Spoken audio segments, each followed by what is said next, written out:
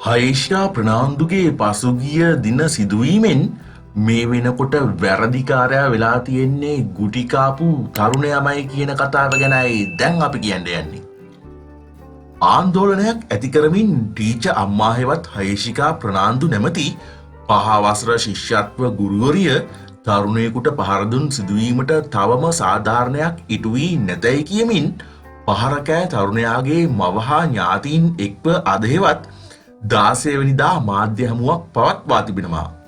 සමාජ මාධ්‍ය ජාලයේ පණිවිඩයක් යවූ බව කියන තරුණයාගේ අක්කා සහ තරුණයාගේ මව මෙහිදී අදහස් දක්වා තිබුණා. එහිදී පළ වූ අදහස් මත තරුණයාගේ මව වන ධම්මිකා අගලවත්ත එහිදී කිව්වේ මේ වගේ කතාවක්. මේ ඇයගේ උපුටා ගැනීමයි. මගේ පුතාට තමයි මේ ප්‍රහාරය එල්ල වුණේ. හයේෂිකා ප්‍රනාන්දු කියන ටීචර් අම්මා තමයි මේකට සම්පූර්ණ මැදිහත් වෙලා තියෙන්නේ. එදා සිද්ධිය හිර කරගෙන ඉඳලා මං උසාවි නියෝගය මත දිගහැරිය හැමෝටම දැනගන්න. අද මට කියන්න තියෙන්නේ මගේ දරුවට යුක්තිය ඉටු උනේ නැහැ. සාධාරණයක් ඉටු උනේ නැහැ. ඇය වැඩිදුරටත් පැවසුවේ පුතා දැනට රෝහල්ගත කර ඇති බවත් මීගමුව රෝහලෙන් පරීක්ෂණ කටයුතු නිසි ලෙස සිදු නොවූ බැවින් රාගම රෝහලට මාරු කළ බවයි. අනතුරුව අධිකරණ වෛද්‍ය නිලධාරියාගේ නිර්දේශය මත තරුණයා කොළඹ ජාතික රෝහලේ 33 වාට්ටුවට මාරු කර ඇති බවයි. පසුගිය 14 වෙනිදා පැවති උසාවි නඩු විභාගයේදී චෝදනා ලැබූ පාර්ශවය වෙනුවෙන් ජනාධිපති නීතිඥවරුන් රැසක් පෙනී සිටි බව අගලවත්ත මහත්මිය කියා සිටියා. පීඩිතයා වෙනුවෙන් ජ්‍යෙෂ්ඨ නීතිඥයින් නෙල්සන් කුමාරනායක මහතා ඇතුළු නීතිඥවරුන් පෙනී සිටියා. පොලිසිය විරුද්ධතාවය මත ඒ කියන්නේ ඒ නීති මේ හැම දෙයක්ම හැම අතකින්ම කරුණු කාරණා ඉදිරිපත් කරලා තියෙද්දි පොලිසියගේ අකමැත්ත උඩ මේගොල්ලන්ට ඇපදෙන්න එපා කියලා තියෙද්දිත් මේ නීතිඥ තුමන්ලගේ මැදිහත් වීම කරුණු කාරණා සාධාරණ ඔප්පු කරන්න කරුණු කාරණා ඉදිරිපත් කරලා තියෙද්දිත් මේ ඇප ලබා දුන්නා. කාටද? ටීචර් අම්මට යයි ඇය ප්‍රකාශ කළා. ඇය වැඩිදුරටත් කියා සිටියේ පුද්ගලයන් දෙදෙනෙක් ඔහුගේ පුතාට පහර දුන් බවත් මෙම පාර්ශවයන්ට එරෙහිව වෙනත් නඩුවක්ද ගොනු කර ඇති බවයි. චානක විශ්වජිත් සහ ටීචර් අම්මා හයේසිකා ප්‍රනාන්දු ගැහුවේ ඒ දෙන්නත් එක්ක අර නඩුව සම්බන්ධයෙන් ඒ ටීචර් අම්මට සහ විශ්ව චානක සජිත් ඇතුළු කට්ටිය වරද තියෙද්දිත් ඒ නඩු සම්බන්ධ නඩුවට නඩුවක් ෆයිල් වෙලා තියෙද්දිත් ඒ දෙන්නට නඩුවක් ෆයිල් වෙලා තියෙද්දිත් මගේ පුතාට එදා මේගොල්ලන්ගේ නීතිඥතුමා අප ලබා දුන්නා. යයි ඇය පවසා සිටියා. ඇය පැවසූ පරිදි 14 වෙනිදා උසාවි නියෝගයෙන් පසු හවස 6 පමණ වන විට චෝදනා ලැබූ පාර්ශවයන් නිදහස් කර පුතා අත්අඩංගුවට ගෙන තියෙනවා. ඒගොල්ලෝ ගෙදර යවලා මගේ පුතා ඇරස්ට් කරලා පැය 24යි මම දන්න විදිහට ඇරස්ට් කරලා තියාගන්න පුළුවන්. නමුත් දැන් පැය 36ටත් වඩා කාලයක් ගත වෙලා තියෙනවා. කොහොමද එතකොට තාමත් අත්අඩංගුවේ ඉන්නේ යයි ඇය විමසනවා.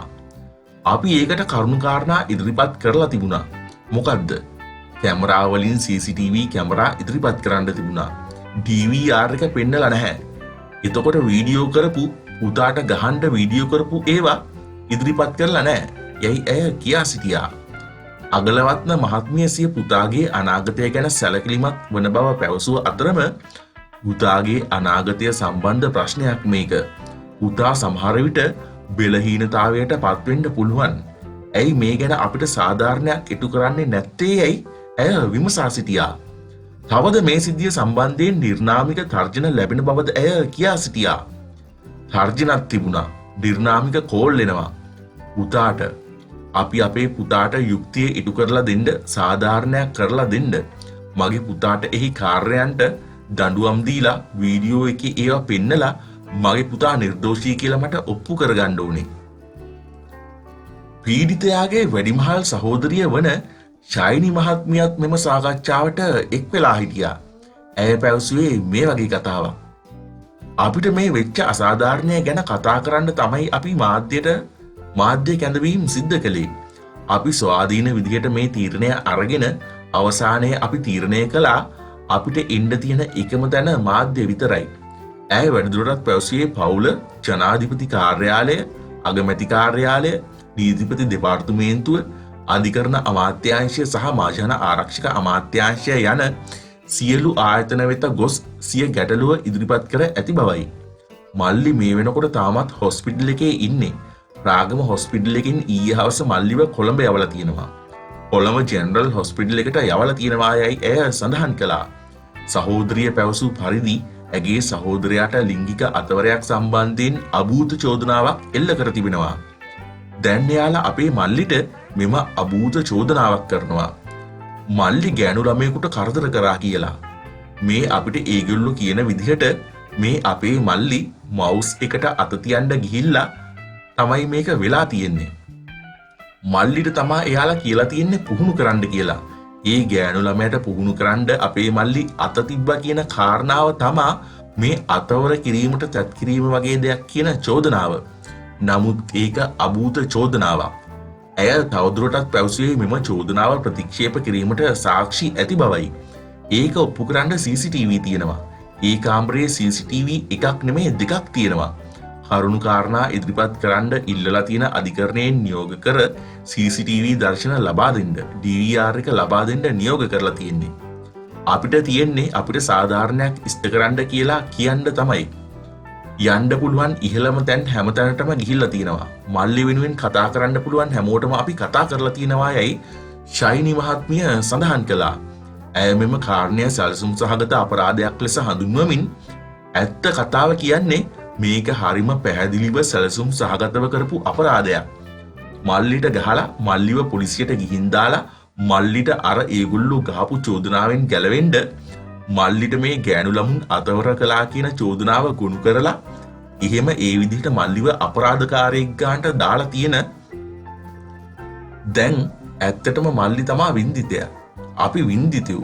මල්ලි වින්දිතය වෙලා මල්ලිව දැන් අපරාධකාර ගන්නට දාලා ඉවරයි. ඇය එහෙමයි කියා සිටියේ.